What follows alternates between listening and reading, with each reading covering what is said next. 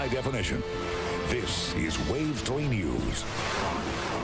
And right off the top on WAVE 3 News at 5, severe weather has left one child badly hurt when a tree fell on top of him. We have extensive storm team coverage. And good evening, and we thank you for joining us here at 5 after this storm hit us at about 2:30 today. We've got the latest for you coming up here on WAVE 3 News at 5 with what happened, all the damage in the area.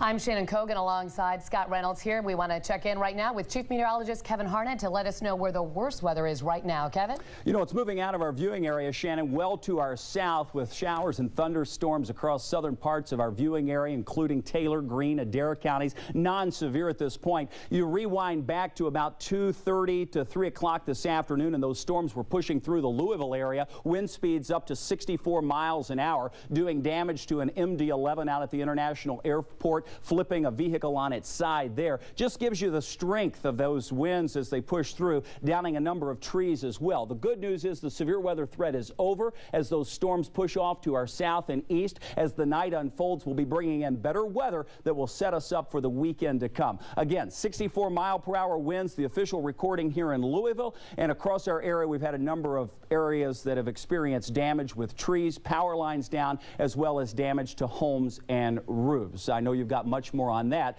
right now with many of our crews that have been in the field. Guys. All right, thanks, Kevin.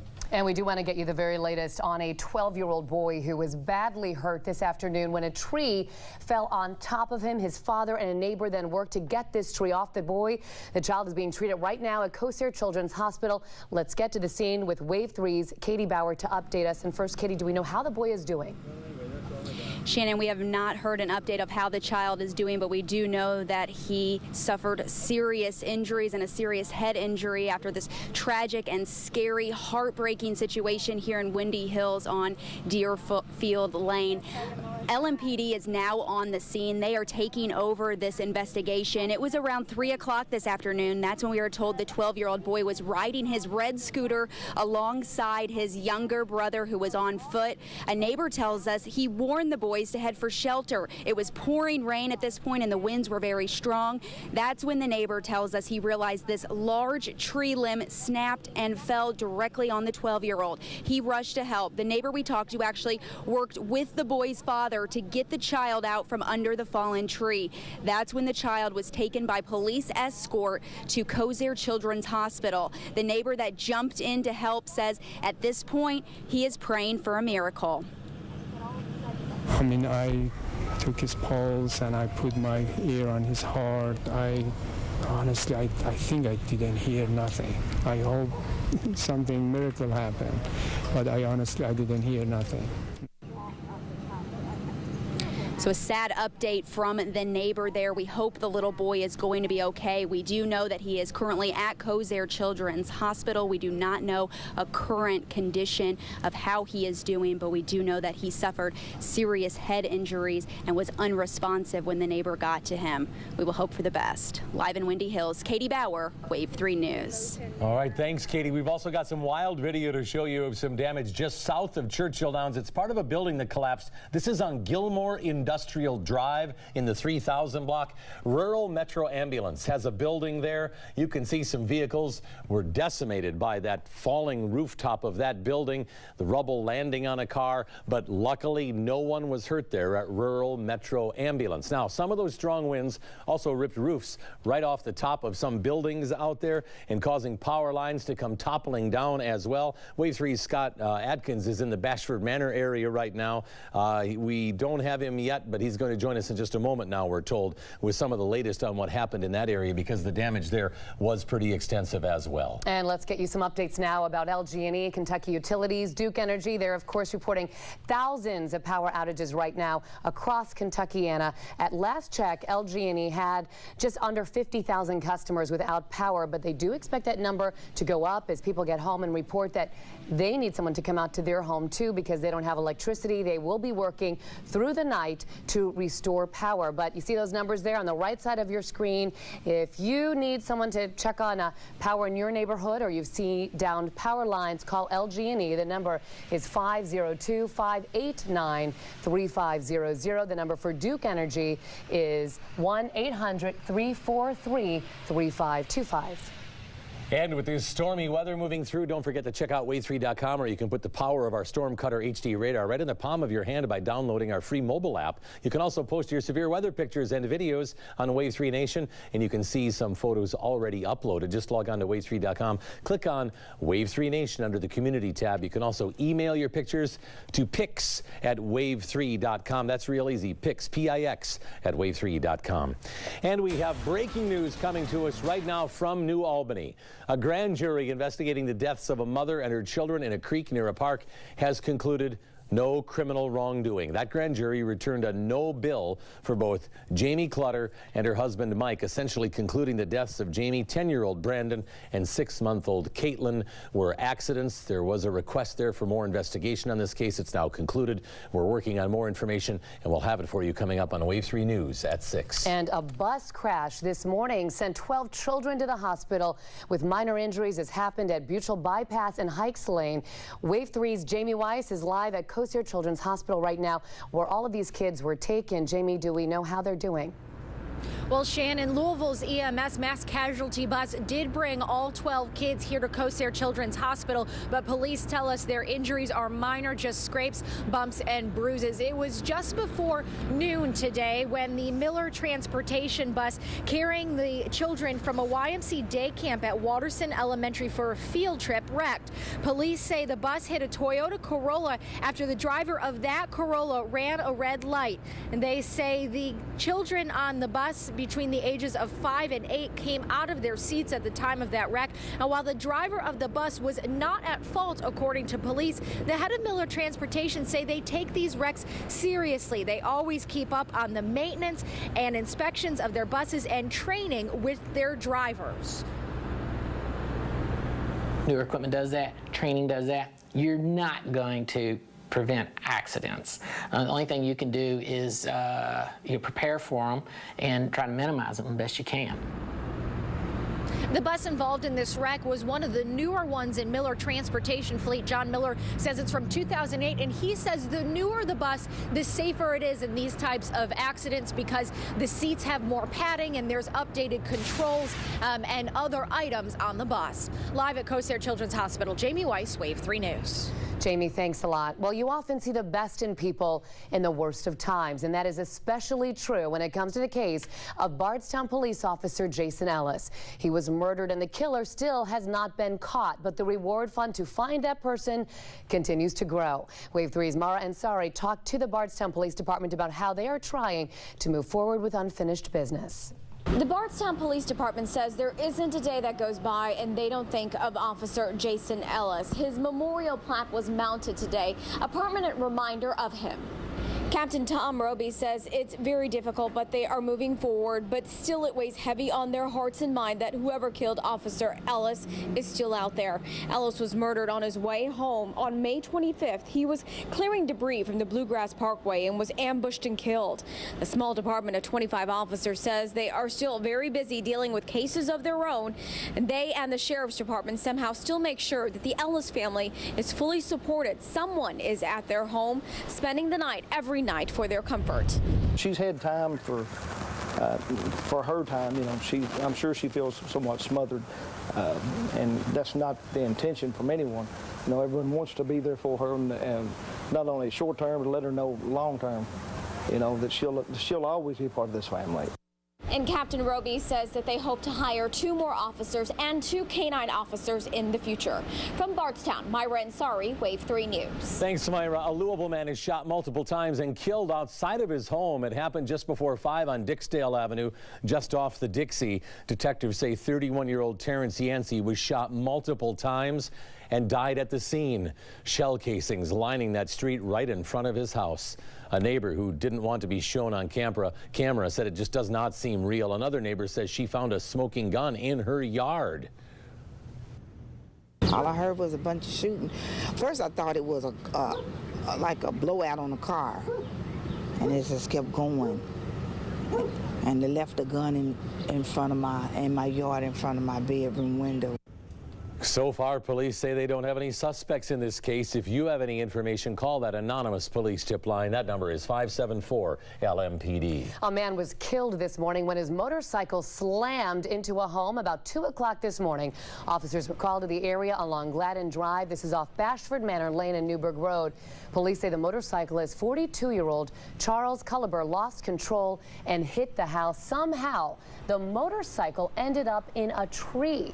Culliber died at the scene. No one inside the home was hurt. Well, it's news Cats fans are really excited about. We can tell you that up next. More on a big announcement. This is involving the future look of Rupp Arena. Plus, a man accidentally rolls his electric wheelchair. Look at that, right onto some train tracks. Who is being credited with saving this man's life? Okay, we're going to have that, and also, of course, more on the damage done by the storm. As you can see, one more of many power lines snapped with 50,000 plus customers waiting for the electricity to come back on. Well, it's the news Cats fans have waited a long time to hear. That's right. Maybe now's the time. Some big changes are coming to Rupp Arena. WAVE 3's Kendrick Haskins joins us now with details to this. Kendrick? You know, Rupp Arena is sure to be rocking this upcoming season as UK head coach John Calipari and his team full of future NBA players take the floor in what figures to be an exciting season, but fans will be just as excited with what's coming soon after that. This afternoon, it was announced that the groundbreaking for the makeover of Rupp Arena will start in the fall of 2014. Hunt Construction Group, the same Indianapolis firm that expanded Papa John's Cardinal Stadium, Hunt Construction will handle the renovation. The makeover does not call for any more seats to be added to the arena, but the Lexington Center's convention space will expand to at least 100,000 square feet. We will have much more on this makeover coming up in sports at 6, guys. And I suspect that'll include some skybox action, a little bit upgraded there as well. Yeah. And a special honor for University of Louisville sophomore place kicker John Wallace. John Wallace was named on the preseason watch list for the Lou Groza Award. The award is given every year to the top place kicker in the nation. Last season, Wallace was carried around the field by his teammates after kicking the game-winning field goal against the Cincinnati Bearcats. Yeah, and he's from E-Town, right? Yes, he is. All right. How exciting for him. Thanks so much, Kendrick. Well, many of us use them every day to save on calories. However, those artificial sweeteners may be doing some serious damage to your health. And the man suspected in the Boston Marathon bombings going in front of a judge for the first time.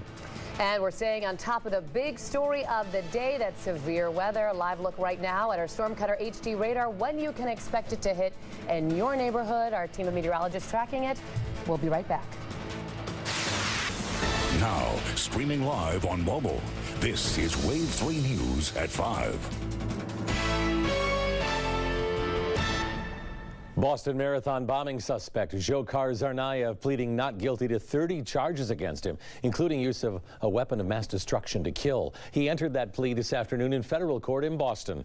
Federal prosecutors are weighing whether to pursue the death penalty for the 19-year-old Tsarnaev. They say he and his older brother Tamerlan planted 2 bombs which killed 3 people and wounded more than 260 at the marathon on April 15th. The older brother was killed 3 days later following a shootout with police. And 2 significant developments today in the George Zimmerman trial. Judge Deborah Nelson issued key rulings this morning after a late-night court session. Lawyers on both sides argued over whether Trayvon Martin's text messages and a 3D computer reenactment of the crime scene would be admitted into evidence. The judge ruled the animated video would not be allowed, but may be used by the defense as a demonstration during their closing arguments. And the judge also blocked text messages from Martin's phone about fightings and guns from being admitted as well. George Zimmerman has pleaded not guilty to second-degree murder, saying he shot Trayvon Martin in self-defense. Federal investigators say only seconds before Saturday's plane crash in San Francisco did the captain realize an automated throttle was not controlling the plane's speed. Investigators say the auto throttle was only in a ready position and had not been engaged. Asiana Flight 214 crash landed at San Francisco International Airport, killing 2 passengers and injuring nearly 200 others. 21 people were rushed to area hospitals after a deck collapsed at a North Carolina beach house. More than a dozen agencies responding to that home. It's in the Ocean Isle area when a second-story deck collapsed onto the ground-level concrete patio below.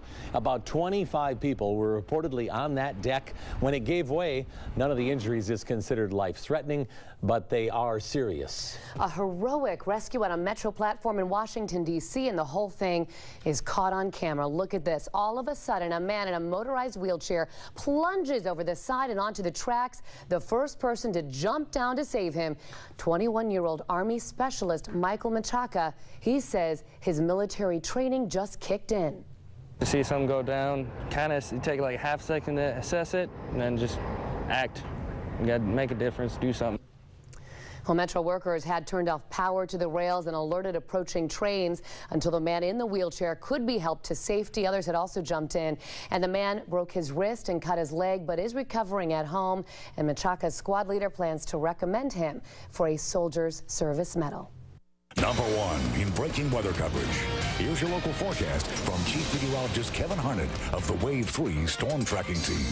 Hi, everybody. What a day it's been with some strong winds across Kentuckiana, 64 miles per hour. That was the peak wind reported from the International Airport here in Louisville. It damaged an MD-11, a decent-sized airplane there. It also flipped over another vehicle at the airport property. We have damage to trees and power lines across Jefferson County and across our viewing area. We've seen pictures from Washington County, Indiana, Floyd County, Indiana, back down even as far south as Taylor County, down into Campbellsville. Here in Jefferson County, our peak power outage was at about 53,000 homes and businesses. That number has since gone down. Good news there. The crews are going to have at least a little bit of time to work and restore the power and even some sunlight. It looks like the clouds are clearing out just a bit. The line of showers and thunderstorm that's been intense is pushing across portions of eastern Kentucky. This is Lexington. Still seeing some heavy rain there, but the leading edge of this line is where we find the severe weather. That's moving away from us. Not a factor in our forecast this evening. While we're looking at the rain out of here and much of the light rain even out of our viewing area. This is Shelby, Spencer, down into parts of Washington, Marion County. Still seeing a little bit of rain, maybe a rumble or two of thunder. No severe weather there. The evening forecast has temperatures still in the 70s for us, and we'll look, you see a couple of raindrops and lightning bolts there. We still have a small chance of a shower, a thunderstorm to develop to our north tonight and then move in. That would not be severe. Looking at a number of our cameras from across the viewing area, you probably saw the blue sky across southern Indiana, down into Bardstown. Still seeing some light rain. The roads are still wet down in parts of Nelson County. Further to the south, Rough River Lake State Park and Resort there. Just a few clouds. Some of those will be breaking up. To our north, Huber's Orchard and Winery. You've seen a few peaks of sun there, as well as Corydon, and back down closer to the Ohio River. We likewise are seeing some of the clouds break up, and with that, a little bit of sunshine showing up across Kentuckiana as we speak. 73 currently in Louisville. We've had the rain. We picked up about a ½ inch of rain, as a matter of fact, out at the airport. Our high, 91 degrees. It was up there this afternoon before that rain moved in, knocked us back into the low 70s for a time. Where the skies have cleared, they've bounced back into the lower 80s. Wouldn't be surprised to see that temperature go up just a bit, close to 80. Then it's going to go back down tonight. Get ready for a lower humidity day tomorrow. Looks good behind the front. Thing is, the front is still to our north, and until that passes by, we can't take the storm chance out. Wouldn't be surprised to see a few more storms fire up to our north and push in here late tonight. Not expecting those to be severe. We've had a number of damage reports across Kentucky, Indiana, and Ohio. These are all wind damage with the orange circles, and those winds have exceeded 60 to 70 miles per hour in a number of locations. The severe weather is now moving across parts of Ohio, Pennsylvania, eastern Kentucky. That will continue pushing east, and as the day unfolds tomorrow, we're going to be back in the low 80s with a partly sunny sky. Temperatures as we go into Friday, even cooler. High near 80 with some sunshine. Our forecast tonight, 68. We'll see some clearing. There is that small chance of a shower late tonight. During the day tomorrow, we'll wind up seeing a high of 82. Morning clouds and then some sunshine. Friday looks good, and then a little warmer as we go back into the upper 80s over the weekend. We may hit 90 by next Monday. Wow, Kevin, quite an afternoon though, my goodness. Thanks a lot. The largest review of the overall health of Americans in the past 15 years shows us that people are exercising more and living longer. We hope you're one of them, but is there still a relatively high incidence of preventable diseases? We've got to look at some numbers for you next. You may think it's healthier for you, but now researchers are finding artificial sweeteners may not be any better than sugar. In an article published in the journal Trends in Endocrinology and Metabolism, more and more evidence shows all sweeteners have a negative impact on your health. Doctors say these products may not satisfy a person's desire for sweets, so you're still craving real sugary products, and then you end up eating more of them. The biggest survey of American health in the last 15 years finds that we're exercising more and living longer. But we are not necessarily healthier. That's the bad news. Erica Edwards explains. A new survey on American health finds some U.S. cities like New York and San Francisco have among the highest life expectancies in the world. Other areas, mostly in the South, are compared to third world countries. In our least healthy counties, we look like Bangladesh. Experts say it's a problem of excess. Americans in the poorest parts of the country are consuming too much food, salt, and tobacco. And as a consequence, men in these areas tend to die in their mid-60s. It turns out that we spend the most on health care, but our outcomes, as measured by life expectancy, are pretty mediocre. While the rates of physical activity are up in 2/3 of the country, exercise cannot erase the effects of a bad diet. Obesity rates continue to climb, and doctors say we need to focus on eating healthier foods like fruit, vegetables, and whole grains. There are health benefits from the makeup of diet that are above and beyond the total calories that you take in. The U.S. ranks best in the world for stroke care and treatment of certain cancers. But even though people are living longer, they're doing so with chronic conditions like diabetes, Alzheimer's, and depression. People who used to die suddenly in their 50s and 60s are now living longer to develop a whole variety of chronic diseases that we didn't worry so much about before. And men are closing the life expectancy gap on women. In 1985, men died an average 7 years younger than women. Now that number stands at 4.5, but not because men are healthier. It's because more women are obese and smoke. Erica Edwards, WAVE 3 News. We hear it all the time. Eat more fruits and vegetables and exercise. Yes, all good and things I think to do. we're going to need to hear it for the next 100 years, aren't yes. we? All right. Still ahead at 5:30, we're going to continue to track the effects of the severe weather that did things like this, flattening a roof out in Gilmore Industrial Lane. There are rural metro ambulance services, and a lot of greater Louisville was impacted. We'll have the latest. Also, new developments today involving a Jefferson County schools teacher who's accused of murdering her husband. Live in high definition, this is WAVE 3 News. What a busy afternoon it's been as Louisville gets hit by severe weather. Good evening, I'm Janelle McDonald. And I'm Dawn G. And it moved in fast, very fast, but we had a little bit of a warning. Kevin Harnett joining us now, our chief meteorologist. You said there was a possibility for it happening, and here it is. Yeah, we mentioned it as early as last week, and then throughout Monday and Tuesday of this week, we said, hey, a chance for some thunderstorms, main threats, heavy rain, along with some wind. And we saw the wind, 64-mile-an-hour wind, as a matter of fact, here in Louisville. Some areas seeing damage along that line with showers and thunderstorms producing those gusty winds that down trees and power lines. Good news is it's out of here for now. The line of showers and storms pushing to our east will continue moving east. That's where you see the severe weather, and we're in the clear here for now. As the evening unfolds, we'll stay in the 70s, and we'll wind up seeing a small chance for a shower or thunderstorm late tonight. I don't expect that to be on the severe side. We'll deliver behind the cold front that will move through late tonight, cooler, drier air that will put us in the lower 80s as we wind down the week ahead. So again, we had 64-mile-per-hour winds here in Louisville, 59-mile-per-hour winds in Shelbyville. It did do some damage across the area, and now that assessment continues to see just how much damage has been done, guys. Yeah, Kevin, we're just getting some breaking news of more damage actually across Louisville. You're looking now at Air 3 video from UPS. A spokesperson just telling WAVE 3 News that at least 2 of its planes were damaged at the Louisville International Airport. We're told both of them had minor damage, one from a container that hit a plane, one from actually a set of stairs that hit a plane. One has already been repaired. The other one, it will take at least a day, and we will bring you more information as we get it. Pretty unbelievable, too. Some of those strong winds also ripped roofs right off the top of the buildings, caused power lines to come toppling down. WAVE 3 Scott Atkins is in Bradford Manor. There is a lot of damage. It seemed to go through fast and a little bit of everywhere. What do you see, Scott?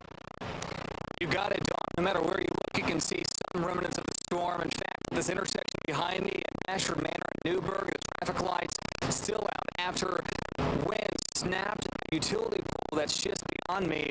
That utility pole you'll see is just over near that orange flashing arrow, indicating that traffic should heed the word of caution and stay within the first 2 lanes of Newburgh Road southbound. For about a couple hours, traffic was detoured because of that snapped utility pole in the middle of the roadway. But just about a quarter mile away, the Ashford Manor Baptist Church definitely felt the damage of this storm. The roof peeled off, sort of like the skin on an orange. It's just laying on the ground.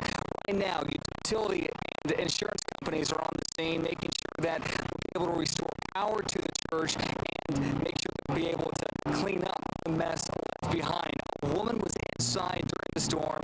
Just as soon as she said she was about to pray, the storm had passed. Quiet one, she says. Back here live at Newburgh and Ashford Manor. The roadway is now open after being shut down for a couple of hours. We'll stay with this through the 6 o'clock hour. Live near Ashford Manor, Newburgh Road, Scott Atkins, WAVE3 News. A JCPS teacher charged with murdering her husband. Yeah, she faced her in-laws today, and they have some serious questions about what happened. WAVE3's Cedra Mayfield has been following the story for you, and she has the latest from Meade County. She's accused of turning the gun on her own husband, a deadly act Ann Reardon says was an accident. But Daniel's family tells me they're not buying it. I'm crushed. I've lost my youngest son, my baby. Fighting back tears, Reardon struggles to process the death of her son, Daniel. I'm asking for prayers to help me forgive this one. Her quest for answers led her here to Meade County District Court, where her daughter-in-law, Ann Reardon, appeared for arraignment. Charged with murder and without an attorney by her side, the 45-year-old JCPS resource teacher pleaded not guilty, accused in the July 4th shooting death of her husband. Police say on that Thursday night, more than just fireworks sparked at the couple's Guston home. That when a heated argument ignited between the two, it ended with Daniel shot in the head and reported it to police as an accident. No, it's not an accident. Daniel's sister-in-law, Kimberly Reardon, says his death is tearing the couple's combined family of 7 children apart. Reardon's children declined to comment on camera. Horrible for them, and I wish we were a family that we could hold on to each other, but this is something that, they're supporting their mother, and we're here supporting our brother. A family now divided, grieving the death of their father, brother, uncle, and son, and the uncertainty of what will happen next to a teacher, wife, and mother now behind bars. Reardon is expected back in court next Wednesday for a preliminary hearing around 1 o'clock. In Brandenburg, Cedra Mayfield, WAVE3 News. Reardon remains at the Meade County Detention Center, and family members tell WAVE3 News they held a cremation ceremony for Daniel Reardon Monday. A woman and 2 men charged in a deadly house explosion in Indianapolis faced a judge today.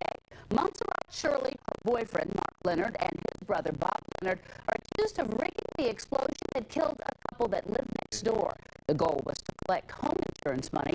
Investigators believe they programmed a microwave to ignite a gas leak, which leveled several homes in the neighborhood. Trial date has not been set. A Fort Knox soldier charged with raping a woman will remain behind bars. Attorneys for Sergeant First Class Felix Ayala wanted to have the 25-year military veteran confined to post-pending trial. A judge rejected that request because Ayala's commanding officer wasn't at the hearing Tuesday. Radcliffe police say a woman told officers Ayala provided her alcohol and then raped her after she grew intoxicated. A crash in the metro sent 2 people to the hospital. Police say around 8:15 this morning, that Honda Civic rear-ended a truck on the Gene Snyder Freeway at LaGrange Road in the northbound lanes. The driver of the truck lost control. It went over the cable barrier and into the median. 2 women in the truck were taken to the hospital, and the driver of the Honda was not injured. Police are investigating. Well, now closed Jeffersonville businesses are being leveled to make way for the new downtown Ohio River Bridge. Take a look. This McDonald's was one of the busiest businesses. Not sure you can tell it was a McDonald's. It was right in downtown Jeffersonville. Now it is nothing but a pile of rubble. A nearby Waffle House also closed. Used to like going to that Waffle House. It too will be torn down soon.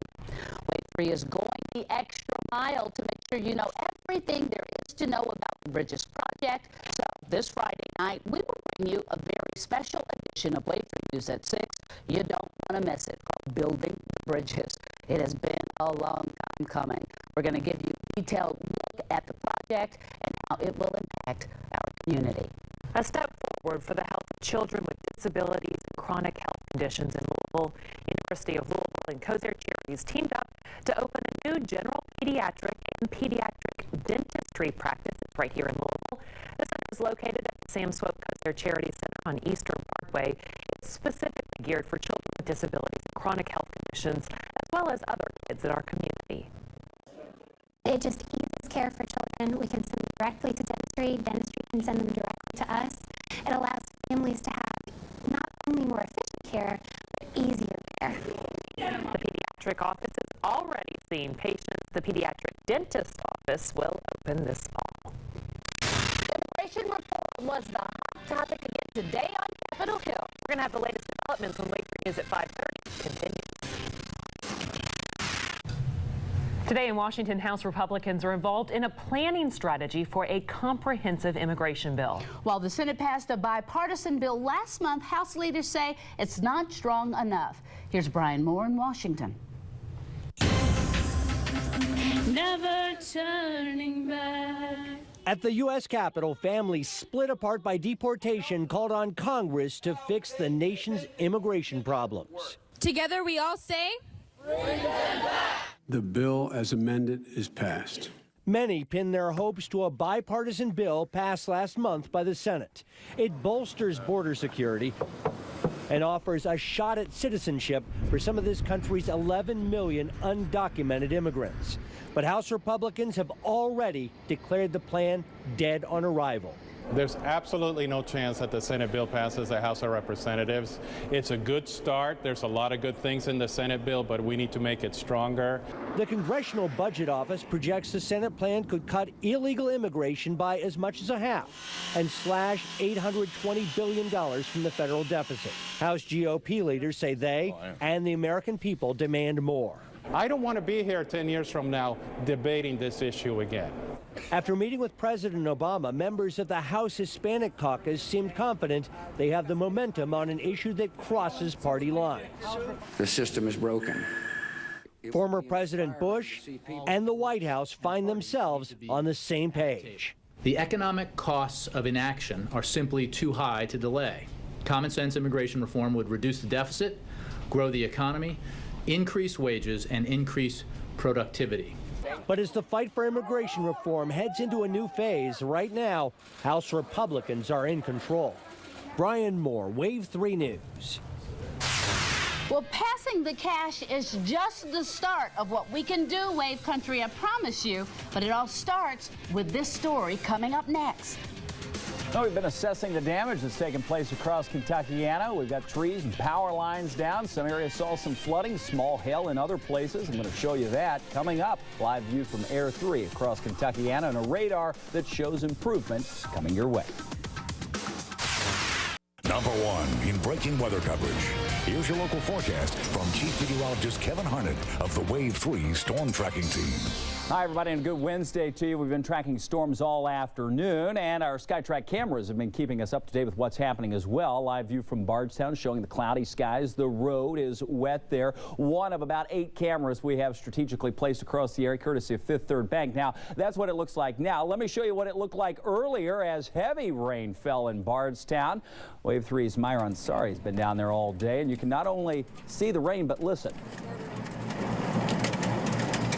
Yeah, a little bit of small hail falling there. They had about pea-sized hail in Bardstown. That was one of a few places that picked up some hail. It begs the question, why was it not larger than pea-sized with those thunderstorms that pushed through? And the reason is because just how warm we were. It melted. That's good news. We could have been dealing with hail damage otherwise, but we just had the small hail in places. All of that moving off to our east. The threat of severe weather has ended across southern Indiana and here in Louisville. Back out to the east of us, though, they're still dealing with those thunderstorms thunderstorms, and they're plowing on through the eastern portions of Kentucky. If you headed out this evening, most areas dry, temperatures in the 70s. Late tonight, another chance for a shower or thunderstorm. I'll explain why in just a second. Bottom line is the cold front still hasn't passed us yet, and out ahead of that cold front, we may see a few more storms develop. Notice the temperature: Peoria 87, still in the mid 80s in Chicago. Rain-cooled air, Indianapolis and Louisville, and the triple-digit heat continues again today back down to the south. Fort Smith, Arkansas at 100 degrees.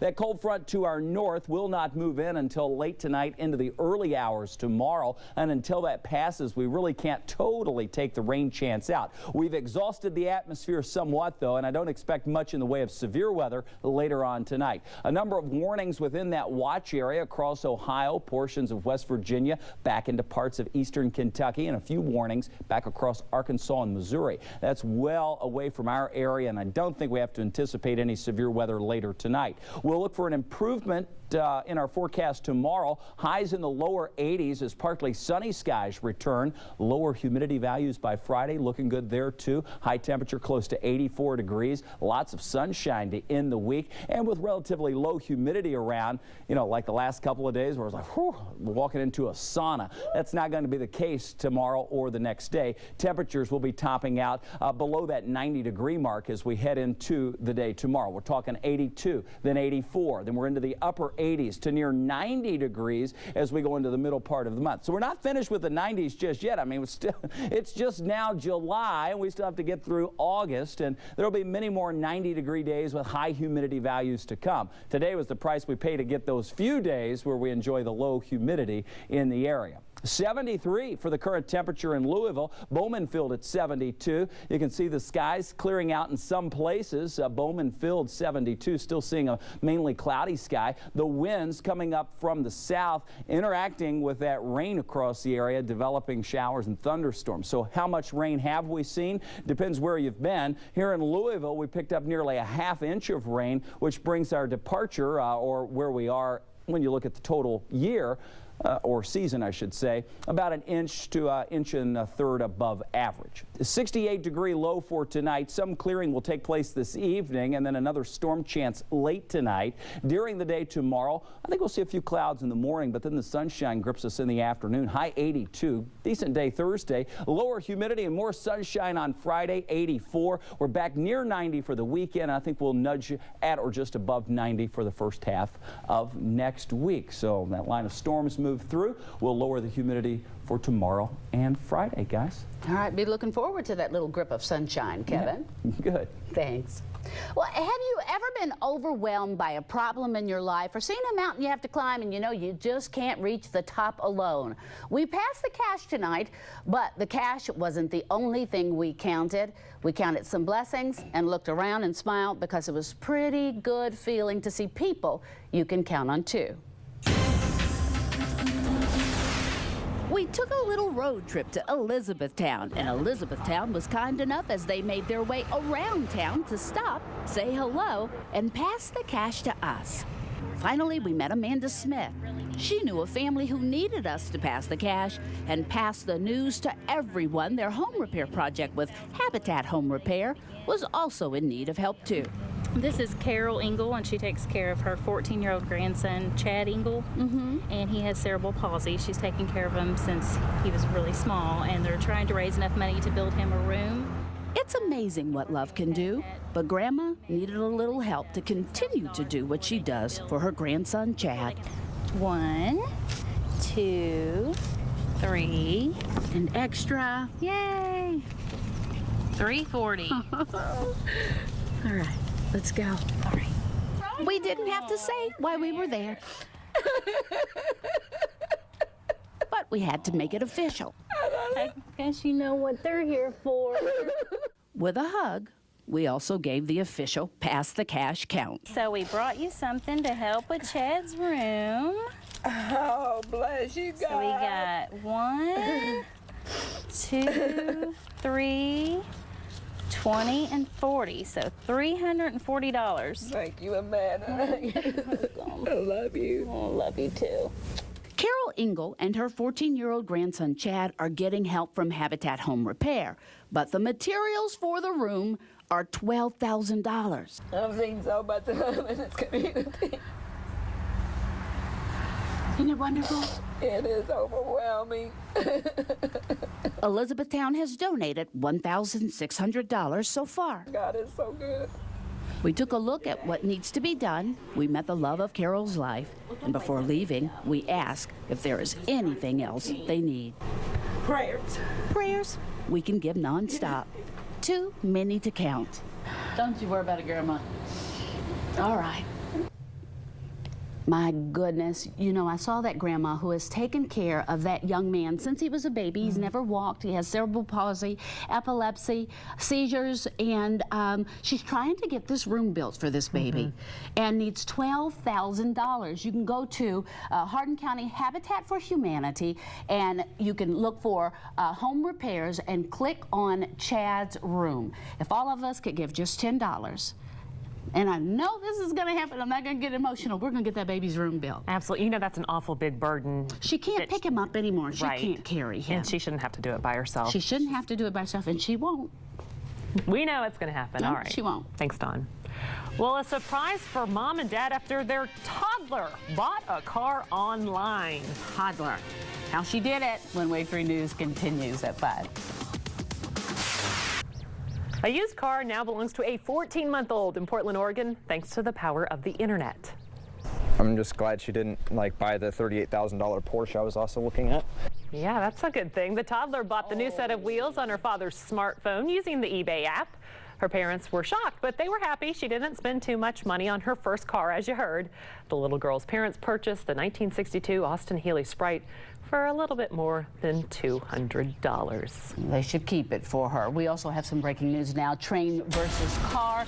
It is at Linden and LaGrange Road. You can see here a live picture. That car actually still on the tracks. We do not have word of injuries as of yet. We'll continue to follow this story and bring you more on WAVE 3 News at 6 o'clock, which is coming straight ahead. Again, this is Linden and LaGrange Road. Stay with us. Live in high definition, this is WAVE 3 News. Severe weather tearing through the metro, downing trees and a lot of power lines. And right now, a child is in the hospital after being crushed by one of those trees in Windy Hills. Good evening and welcome to WAVE 3 News here at 6. I'm Scott Reynolds. And I'm Shannon Cogan. We're told that child was riding his scooter in the storm when the tree fell right on top of him. That child is now at Kosar Children's Hospital. WAVE 3's Katie Bauer joining us live from that neighborhood. And Katie, do we know how that boy is doing right now? Scott, we do know that he is at Kosar Children's Hospital and he has critical injuries. LMPD is here investigating. They have now roped off a larger section of Deerfield Lane here in Windy Hills as they continue their investigation here to try to piece together exactly what happened and what led to this tragic accident. It all happened around 3 o'clock this afternoon. We are now hearing conflicting reports whether the boy was 10 or 12 years old. We are told the child was riding his red scooter alongside his brother who was on foot. A neighbor tells us he warned the boys to head for shelter. It was pouring rain at this point and the winds were very strong. That's when the neighbor tells us the road snapped and fell directly on the boy. He rushed to help. The neighbor we talked to actually worked with the boy's father to get the child out from under the fallen tree. That's when the child was taken by a police escort to Kosar Children's Hospital. The neighbor that jumped in to help says he knew it was very serious right away. I mean, I took his pulse and I put my ear on his heart. Honestly, I think I didn't hear nothing. I hope something miracle happened, but I didn't hear nothing. The neighbor tells us the boy did have a serious head injury. We are told that he has critical injuries. He remains at Kosar Children's Hospital. We are expecting to learn more from the LMPD PIO, who is expected to be here any minute to update us on this tragic situation. And as soon as we have more information, we will update you. Live in Windy Hills, Katie Bauer, WAVE 3 News. Well, we're certainly thinking about that child as well as that boy's family. Katie, thanks. Well, the storms that ripped through the metro area were not just isolated to the downtown area. Yeah, take a look at this video. It's from Bardstown. You can see hail, torrential rain pounding that area. Let's go over to our chief meteorologist, Kevin Harnett. And Kevin, I guess the good news is we seem to be in the clear. Is that right? Yeah, you know, Scott, and we are. There is still a chance for a few rain showers late tonight ahead of the cold front that's yet to pass us. But the severe weather threats moving on to our east. We see that clearly on the radar view. The Storm Cutter HD showing it passing the I-75 corridor. Here in Louisville, we're drying things out, and just a few rain showers across the southern part of our viewing area. That across portions of Washington, Marion, Greene, Taylor, Adair counties. That'll be out of here within the next half hour. Those storms packed a punch with 64-mile-per-hour winds in Louisville. Stevens sending us this photo from Jeffersontown, downing a pretty large tree onto the deck there. Roxanne says, hey, where's my car? In St. Matthews. Well, it's under the tree, camouflage there. And not only the wind, but the rain creating flooding problems. Timmy from Charlestown sending in this picture. High water on the roads there. And even some pea-sized hail, not just in Bardstown, but over in Floyd's Knobs up near New Albany. Anna sending in this photo of some pea-sized hail there. If you're headed out this evening, the good news is the water that may have accumulated in some of the creeks and streams will be subsiding. That's a view from Glendale. We'll be seeing those temperatures stay in the 30s. Small chance of a storm tonight. Better weather on the way tomorrow and Friday. We'll have that forecast along with the weekend in just a couple of minutes. Thanks, Kevin. The Newburgh-Bashford Manor area hit hard by this afternoon's storm, downing power lines and trees throughout that region. At one point, traffic lights all along Newburgh Road were out of commission. Yeah, a big mess. Part of the roof of a church also ended up on the ground, and that is where Wave 3's Scott Atkins joins us now live with what kind of damage you're dealing with there. Scott? Well, you can see it behind me, just a snapshot of the damage. You can just see the force of this storm. It peeled off this rubberized roofing material. It may look like a crumbled up tarp. It is not. It's a very heavy material. We're talking about a church, roughly 1,500 square feet. The roof torn off, blown off, peeled off, and just laid on the cement here. And just before the storm came through, MSD crews were combing the area throughout the metro, making sure that one of their primary concerns, flooding, did not happen in area streets. When rivers and creeks swell, flood pump stations like the Beargrass Creek pumping plant begin churning. What you're seeing here are some 3,000 horsepower pumps. Although MSD's Brian Bingham says area waterways won't be the first to cause concern. We don't anticipate much from this storm. The river has dropped back down below where it was. Low-lying, flood-prone streets will fill up first. But when we get the real intense rainfalls, those are the ones that can fill those areas up for a few hours. And that's one of the most dangerous situations that you absolutely do not want to drive into a flooded viaduct. In recent weeks, neighbors near Algonquin Parkway have dealt with rising water. Exactly why MSD assured those who live there drainage improvements will happen. And be completed by the end of the summer that will make that situation better. Wednesday, to prepare for more rain, crews cleared debris from sewers, evaluated storm water pump stations that clear water from your street, and tested flood pumps. The storm that's coming in, there will be some intense periods. We do not anticipate any problems from that. There may be a few periods where we get just a little bit of water on the roadway. A little bit of water on the roadways out here. Right now, contract crews up and down the ladder laying tarps over this building as the damage is now left behind. Construction crews are now going to have to go back up and reseal this roof, a roof that was just sealed about a year and a half ago. We'll keep you updated on air and online. Live near Bashford Manor, Newburgh Road, Scott Atkins, Wave 3 News. Thanks, Scott. A group of children on a field trip with their summer camp ended up in the hospital this morning when their bus crashed. It happened on Buchel Bypass at Hikes Lane just before noon. Wave 3's Jamie Weiss is live at Corsair Children's Hospital, where the emergency services mass casualty bus transported them. And Jamie, how serious are those injuries? Okay, we don't have Jamie right now, but we can say that only minor injuries, according to police. Some bumps and bruises reported as you see those kids being moved. The YMCA day camp at Watterson Elementary rented the Miller transportation bus for a field trip. Police say the group was headed north on Buchel Bypass.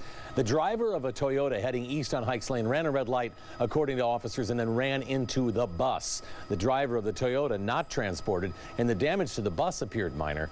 And we spoke with the head of Miller Transportation, who says he knows in these kinds of situations there's only so much they can do, and that's typically beforehand. I mean, we're traveling 30, 40,000 miles a day. You have that kind of exposure, there's going to be incidents. Only thing you can do, only thing you can do is prevent the, try to lower the occurrence and limit the severity. And that includes regular maintenance, of course, inspections, training for the drivers. In fact, Miller says he thinks the state of Kentucky can do more to keep school buses safer by requiring third-party inspections for all operators, public or private. And that's the latest on this accident again with those kids transported. How does a community move forward when there are so many heavy hearts? It's been 7 weeks and still no clue as to who killed Bardstown police officer Jason Ellis. And the time passed certainly does not lessen how important this case is or how people in that community feel. WAVE 3 News' Mara Ansari spoke with people in Bardstown about the unsolved murder of Officer Ellis. Just about everywhere you look. All down the streets, through the stores, newspapers, it's everywhere.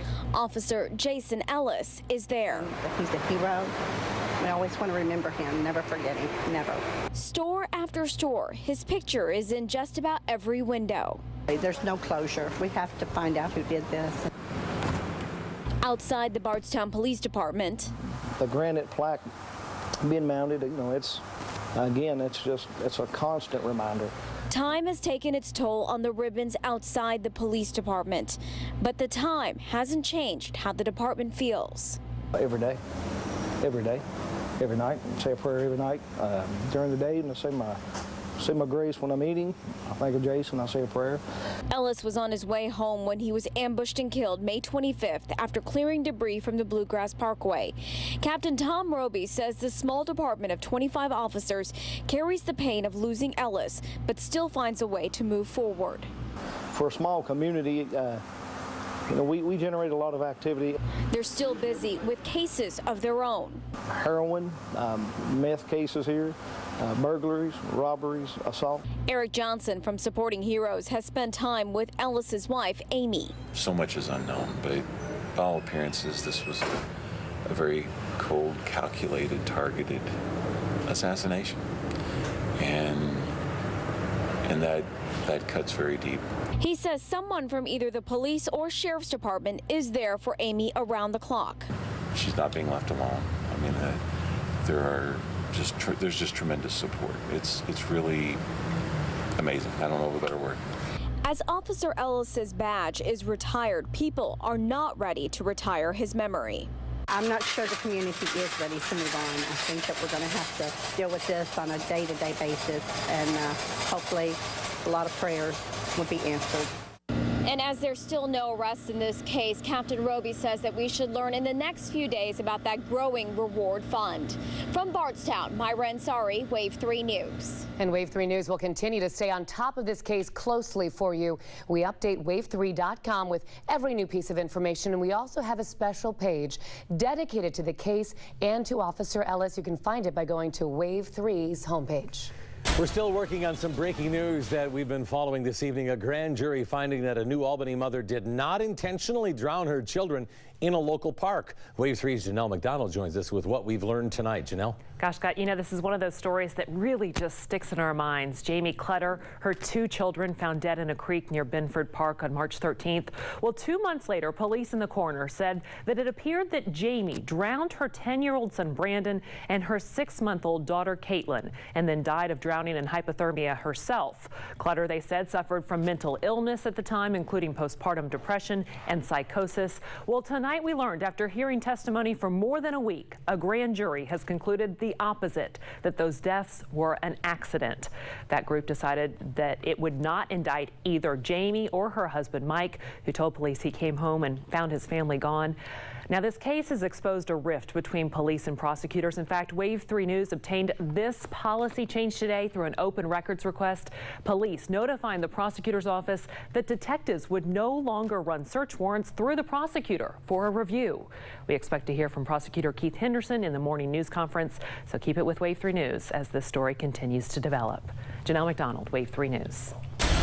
All right, Janelle, thanks a lot. We want to get you an update now on the breaking news that we first brought you at 5:30. Pictures that you're looking at here from Air 3. And this involved a train and this vehicle that you see right here. This is at Linden Lane and LaGrange Road. And what we're hearing from MetroSafe is that the driver here did something we're always told not to do, tried to beat the train and did not make it. The good news is the driver was not hurt. No word on charges at this point. But once again, this is you see the train is actually stopped right here. But once again, this is Linden Lane and LaGrange Road. Well, still ahead here at 6. Some calling it the mecca of college basketball. Now it's getting a makeover. We're going to tell you about Rupp Arena's new look that's coming up. Also much more on the child, still hospitalized with very serious injuries after he was crushed by a tree in the storm. Wave 3's Katie Bauer is on the scene. She's getting the very latest for us, and she'll update us here on Wave 3 News at 6. Now, streaming live on mobile, this is Wave 3 News at 6. Wildcats fans will love this. After 37 years of service, the nearly 24,000-seat Rupp Arena is going to get a makeover. This afternoon, it was confirmed Hunt Construction Group, the same firm that handled the expansion of Papa John's Cardinal Stadium, will oversee Rupp Arena's renovation in Lexington. Groundbreaking for the project is scheduled for the fall of 2014. And Wave 3 News' Kendrick Haskins will have more on this coming up in sports. And we're live on the scene after a child is crushed by a large falling tree branch. We will bring you the latest from the scene coming up. And outside, looking at the SkyTrack network of cameras, things still cloudy down to our south in Bardstown, but improving weather is on the way. We'll give you that forecast that takes a peek to the weekend coming up.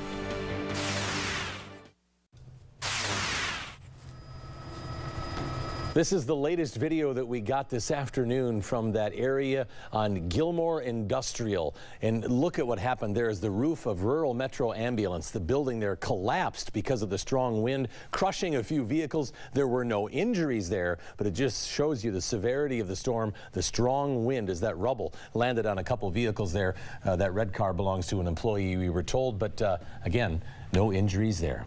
Well, a 12-year-old boy is alive thanks to the quick thinking of a couple of neighbors. This child was riding his scooter in the middle of today's very bad storm when a tree fell right on top of him. Neighbors jumped in to help. Wave 3's Katie Bauer is live at the scene right now to fill us in on what happened, and neighbors really pitched in, Katie. Yeah, they did, Shannon. That's exactly right. We've been following this heartbreaking story all afternoon, and it's truly a tough one out here. LMPD is continuing their investigation. They just pulled the red scooter from under the tree to take into evidence, and just a sad sight out here. We are told the victim is either 10 or 12 years old. There are conflicting reports on his age, but we were told it was around 3 o'clock this afternoon that the child was riding his scooter alongside his brother, who was on foot. A neighbor tells us he warned the boys to head for shelter. It was pouring rain at this point and the winds were very strong. That's when the neighbor tells us he realized the large tree limb snapped and fell directly on the boy. We talked to him and he rushed to help. The neighbor we talked to was actually working with the boy's father to get the child out from under the fallen tree. From witnesses on the scene, a 12-year-old male boy appears that they had to use some makeshift car jacks to lift the tree limb up off of the boy. He was taken with a police escort to Kosair Children's Hospital. We do know that he has critical injuries. We expect to learn more from the LMPD PIO. She has just arrived on the scene, so we expect to get an update very soon on this heartbreaking situation. Live in Windy Hills, Katie Bauer, Wave 3 News. All right, thanks, Katie. We'll have more on that, of course, coming up on Wave 3 News at 7 as well. It was a very bad situation out there, and we want to check in right now with Chief Meteorologist Kevin Harned, because some of these winds that went through were very strong. Kevin, what were some of those gusts that you measured? Yeah, you know, the airport coming in with 64 miles per hour here in Louisville, so that's the peak wind gust we've recorded here in the city. Out in Shelbyville, we had wind speeds in parts of Shelby County up to 59 miles an hour. So between that 55 and 65 mile per hour range would have been the highest that we saw. Number of trees and power lines down across a number of areas, not just here in the city, but Washington County, Indiana, not far far from Salem. Moving over to the south just a bit, Floyd's Knobs, parts of Floyd County saw some high wind gusts. And then even down to our south and parts of Taylor County down toward Campbellsville. Here's the deal. Last week, you rewind back, you just realize how much rain we had. It really saturated the ground, and what that allowed for is that the trees with a lot of leaves on them, just think of a big kite or a sail. It can catch the wind. Well, a big tree with a lot of leaves catch the wind and just tumbled right over with that soft ground, and consequently we saw a lot of this going on where the trees not necessarily were snapped because of the strong wind, but they were actually blown over. And we have that not only from portions of Louisville, but across the area. Here's another picture showing that tree just kind of knocked down over in the Hurstbourne area. A number of those pictures showing trees just pushed over because of the soft ground. Here in Louisville, the rain is over. Good news there. That's moving on to the east across eastern Kentucky and weakening. Most of the severe weather has let up just a bit. To our south, we still have a few light rain showers. Southern portions of Nelson County, Washington, Marion, Greene, Taylor, Adair counties seeing some of that light rain. As we move on through the evening hours, temperatures will be in the 70s. Small chance for a shower in here later on tonight. The temperature trend takes us down into the lower 80s for a couple of days. And then looking ahead, we have temperatures back near 90 or above as we go through the middle part of July. 75 our current temperature in Louisville. Our winds, finally calm. Our temperature today hit 91 before that rain moved in. That rapidly cooled us back into the low 70s. We've picked up almost a half inch of rain today, and our season total 26.3 inches. Looking at temperatures region wide, you'll notice we're in the 70s, but a few 80s back off to our north. That rain has ended. A few of the clouds have been clearing out. We'll wind up seeing a partly cloudy sky during the day tomorrow. All of the severe weather reports, mainly wind damage, and the severe weather in progress now moving off to our east. Our forecast tomorrow, temperatures in the lower 80s. We'll still be in the low to mid 80s with sunshine and low humidity on Friday. 68 our overnight low during the day tomorrow. 82 clouds early on and then some sunshine. Notice temperatures warming back near or just above 90 as we head into the weekend and next week. We're back with sports when we come back.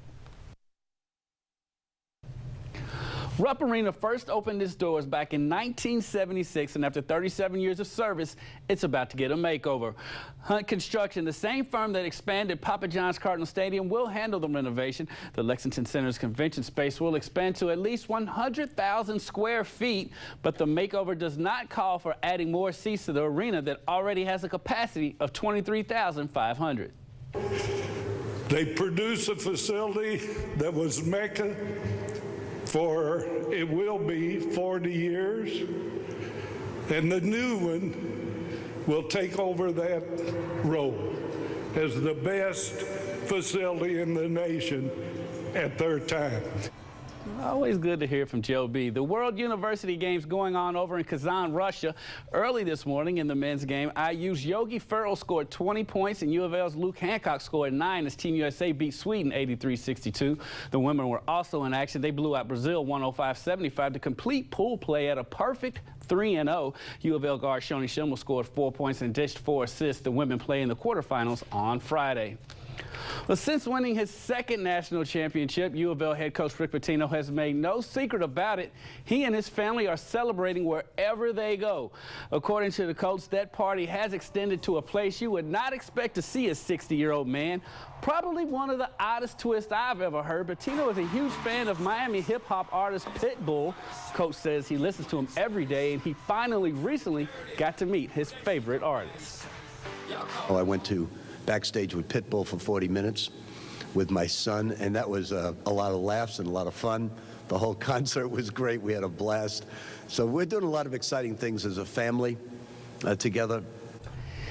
Somehow I don't think of Pitbull and family meetings as an odd combination. Mr. 305, yes. huh? Yeah. You know all about that. He's pretty cool, but Coach Pitino, lucky guy, can do anything. Probably huh? picked that up in the locker room from some of the players. Yeah, he listens to it all the time, apparently. Before a game, gets psyched up. Yeah. Thank you so much for joining us. NBC Nightly News is next. And we're back with more at 7. We'll see you then.